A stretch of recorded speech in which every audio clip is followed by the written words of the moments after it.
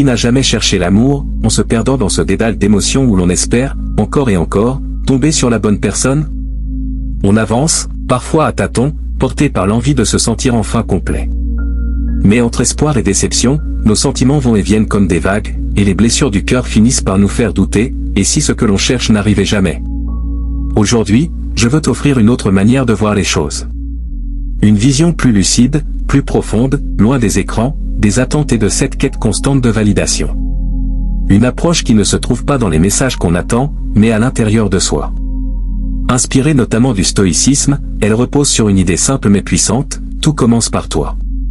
Si tu es encore là à lire ces lignes, alors considère que tu fais déjà partie de ceux qui veulent comprendre, évoluer, voir plus loin que la majorité.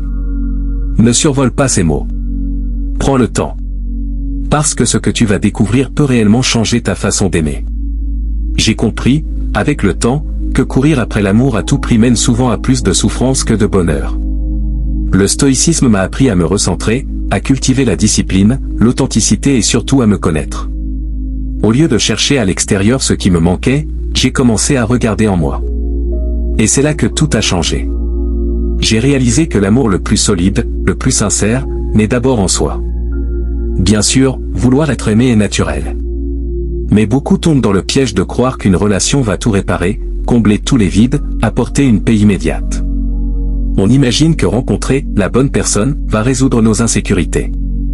Pourtant, cette illusion finit souvent par se briser.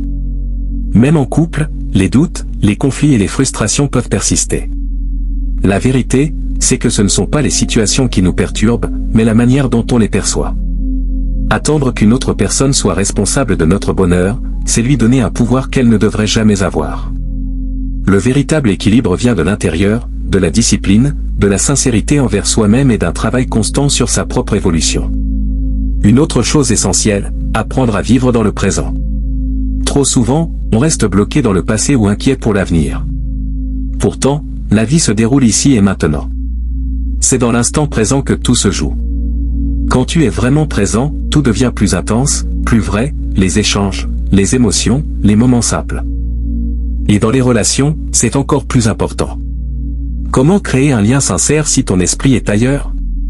Être présent, c'est être authentique, attentif, réel. C'est là que naissent les connexions profondes. Mais pour aimer sainement, il faut aussi grandir. La croissance personnelle est indispensable. Tant que tu cherches quelqu'un pour te compléter, tu restes dans une position de manque. En revanche, quand tu travailles sur toi, que tu affrontes tes peurs et que tu évolues, tu deviens une personne plus forte, plus stable, plus consciente. L'introspection joue ici un rôle clé. Prendre le temps de comprendre ses pensées, ses émotions, ses schémas répétitifs permet d'identifier ce qui bloque réellement. Ce n'est pas toujours confortable, mais c'est nécessaire. C'est ce travail intérieur qui te permet de changer, d'améliorer tes relations et d'avancer avec plus de clarté. Un autre pilier fondamental, l'acceptation de soi. Dans une société où tout pousse à la comparaison, on finit par croire qu'il faut être parfait pour être aimé. Mais c'est faux. Accepter qui tu es, avec tes qualités et tes défauts, te libère du besoin constant de validation. Et c'est à partir de là que tu peux construire quelque chose de vrai. L'indépendance est tout aussi importante. Aimer ne doit jamais signifier se perdre. Au contraire, une relation saine repose sur deux individus complets, pas sur deux personnes dépendantes. Quand tu es bien avec toi-même, tu n'as pas besoin de quelqu'un pour combler un vide.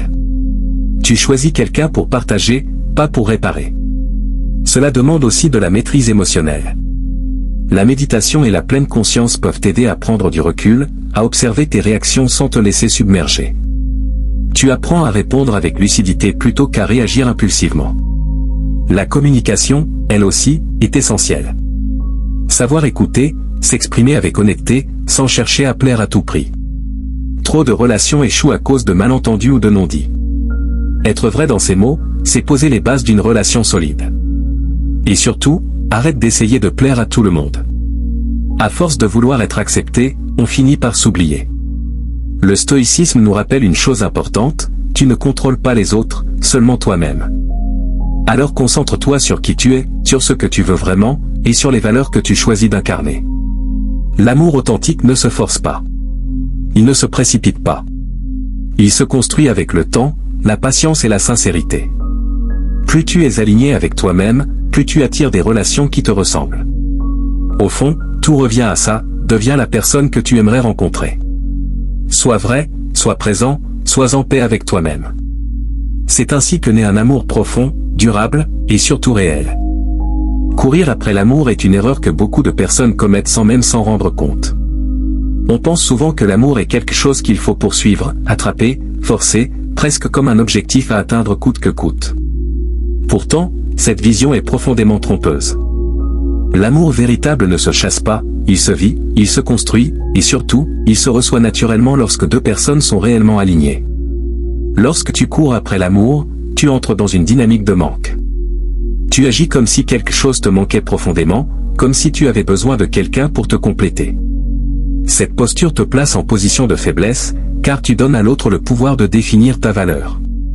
Tu commences à faire des efforts excessifs, à te plier aux attentes de l'autre, à accepter des choses que tu ne devrais jamais tolérer. Peu à peu, tu t'oublies. Et paradoxalement, plus tu cours, plus l'amour semble t'échapper.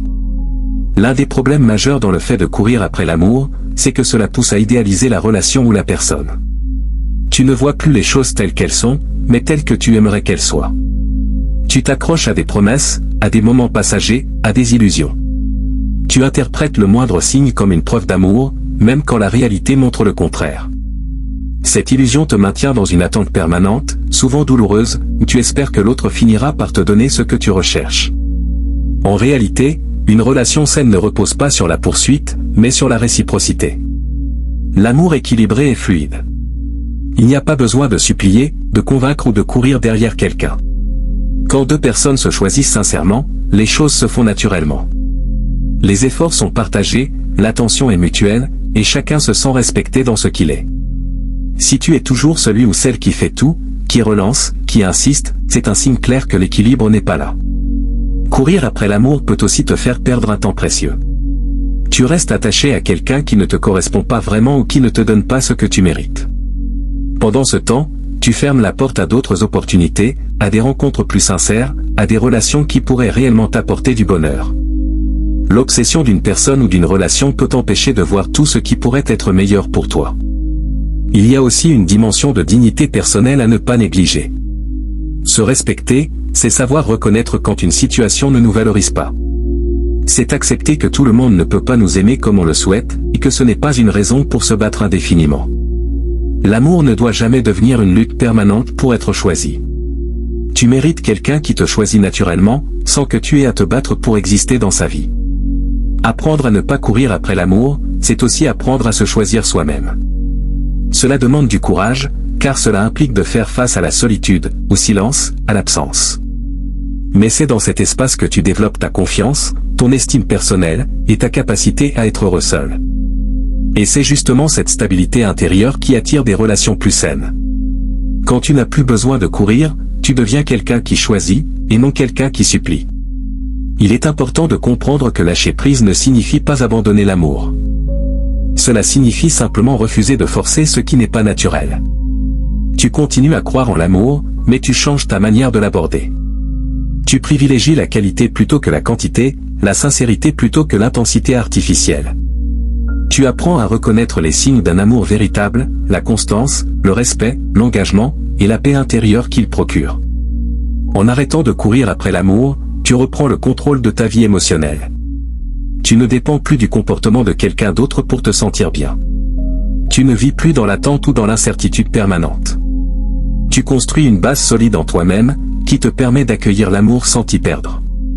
Finalement, l'amour n'est pas une course. Ce n'est pas une compétition, ni une chasse. C'est une rencontre. Une rencontre entre deux personnes qui se reconnaissent, qui se respectent, et qui avancent ensemble sans pression ni contrainte. Et cette rencontre ne peut pas être forcée. Elle arrive au bon moment, avec la bonne personne, lorsque tu es prêt à recevoir sans courir, et à donner sans te perdre. Face à cette situation, celle de courir après l'amour, de s'oublier dans une relation déséquilibrée ou de s'accrocher à quelqu'un qui ne nous choisit pas pleinement, il ne suffit pas simplement de décider d'arrêter.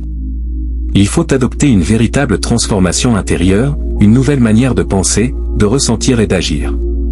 Sortir de ce schéma demande de la lucidité, de la discipline émotionnelle et un profond travail sur soi. Voici une réflexion approfondie et structurée pour comprendre quelle solution adopter concrètement. La première solution, et sans doute la plus essentielle, consiste à reprendre contact avec soi-même. Lorsque tu cours après l'amour, ton attention est tournée vers l'extérieur, vers une personne, une relation, une validation. Tu observes les moindres signes, tu analyses chaque message, chaque silence, chaque geste. Tu vis dans l'attente. Pour sortir de cela, il faut inverser le mouvement, revenir à toi. Cela signifie te poser des questions simples mais fondamentales. Qu'est-ce que je ressens vraiment? Pourquoi est-ce que je m'accroche autant? Qu'est-ce que je cherche à combler à travers cette personne? Ce travail d'introspection est indispensable, car il te permet de comprendre que le problème ne vient pas seulement de l'autre, mais aussi de tes propres besoins non satisfaits. Ensuite, il est crucial de reconstruire son estime personnelle. Une personne qui court après l'amour est souvent une personne qui doute de sa valeur. Elle pense, consciemment ou non, qu'elle doit faire plus, donner plus, prouver plus pour être aimée. Elle accepte parfois le minimum, voire moins, simplement parce qu'elle a peur de perdre l'autre. Pour changer cela, il faut réapprendre à se voir avec respect. Cela passe par des actions concrètes, prendre soin de soi, fixer des limites, dire non quand quelque chose ne te convient pas, arrêter de tolérer des comportements qui te blessent. L'estime de soi ne se construit pas uniquement par la pensée, mais surtout par les décisions que tu prends chaque jour. Une autre solution fondamentale est d'accepter la réalité telle qu'elle est, et non telle que tu aimerais qu'elle soit. Beaucoup de souffrances viennent du refus de voir les choses clairement. Tu espères que la personne va changer, tu interprètes ses actes de manière positive, tu te raccroches à des moments passés. Pourtant, les faits sont souvent simples, si quelqu'un veut être avec toi, il le montre. S'il ne fait pas d'efforts, s'il est distant, s'il te laisse dans le doute, c'est déjà une réponse. Accepter cela demande du courage, car cela implique parfois de renoncer à une illusion. Mais c'est aussi ce qui te libère. Il est également nécessaire d'apprendre à poser des limites claires. Les limites sont une forme de respect envers soi-même.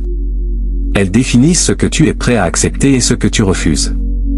Par exemple, ne pas tolérer l'irrespect, ne pas accepter d'être ignoré pendant des jours, ne pas rester dans une relation floue sans engagement.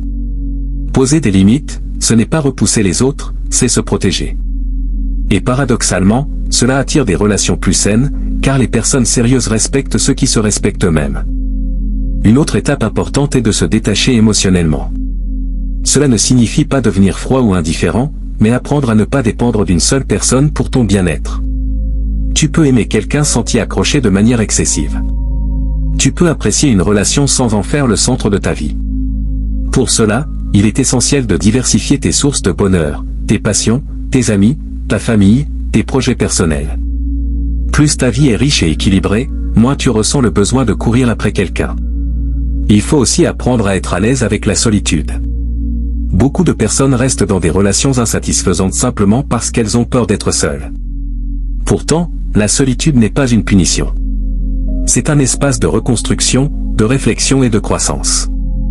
Être seul ne signifie pas être vide, mais au contraire, avoir l'opportunité de se remplir soi-même. Lorsque tu apprends à être bien seul, tu deviens beaucoup plus sélectif dans tes relations. Tu ne cherches plus quelqu'un pour combler un vide, mais pour partager une vie déjà pleine. Un autre point essentiel est de changer ta perception de l'amour. L'amour n'est pas une lutte, ni une preuve constante.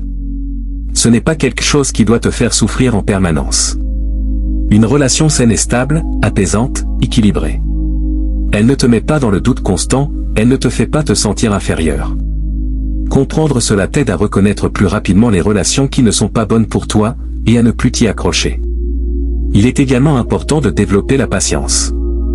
L'amour authentique ne se précipite pas. Il ne se force pas. Vouloir absolument être en couple à tout prix peut te pousser à accepter des situations qui ne te conviennent pas. Apprendre à attendre, à laisser les choses se faire naturellement, est une forme de maturité émotionnelle. Cela ne veut pas dire rester passif, mais être ouvert sans être pressé. Une autre solution concrète consiste à couper les liens lorsque c'est nécessaire. Parfois, la meilleure chose à faire est de prendre de la distance, voire de rompre complètement le contact. Cela peut être difficile, surtout si les sentiments sont encore présents, mais c'est souvent indispensable pour guérir. Continuer à parler, à suivre la personne sur les réseaux sociaux, à espérer un retour, ne fait que prolonger la douleur. Couper les liens, c'est se donner une chance de tourner la page. Il est aussi utile de se faire accompagner, que ce soit par des proches ou par un professionnel. Parler de ce que tu ressens, exprimer tes émotions, recevoir des conseils extérieurs, peut t'aider à prendre du recul. Parfois, on est tellement impliqué émotionnellement qu'on ne voit plus les choses clairement. Un regard extérieur peut apporter une nouvelle perspective. Enfin, il faut comprendre que ce processus prend du temps. On ne change pas du jour au lendemain une manière d'aimer ou de se comporter. Il y aura des moments de doute, des rechutes, des envies de revenir en arrière. C'est normal. L'important est de rester conscient de ton objectif, construire une relation saine, basée sur le respect et la réciprocité. Adopter ces solutions, c'est choisir de ne plus subir l'amour, mais de le vivre de manière consciente et équilibrée. C'est passer d'une posture de manque à une posture de valeur. C'est comprendre que tu n'as pas besoin de courir après quelqu'un pour être aimé. La bonne personne ne te fera pas courir. Elle marchera à tes côtés. Au fond, la véritable solution n'est pas de trouver l'amour à tout prix, mais de devenir une personne qui n'accepte plus n'importe quel amour. Et c'est à partir de ce moment-là que tout change. Si cette vidéo t'a plu, prends une seconde pour liker signe pouce vers le haut. Abonne-toi à la chaîne pour ne rien manquer des prochaines vidéos cloches. Et active la cloche pour être informé dès qu'un nouveau contenu sort.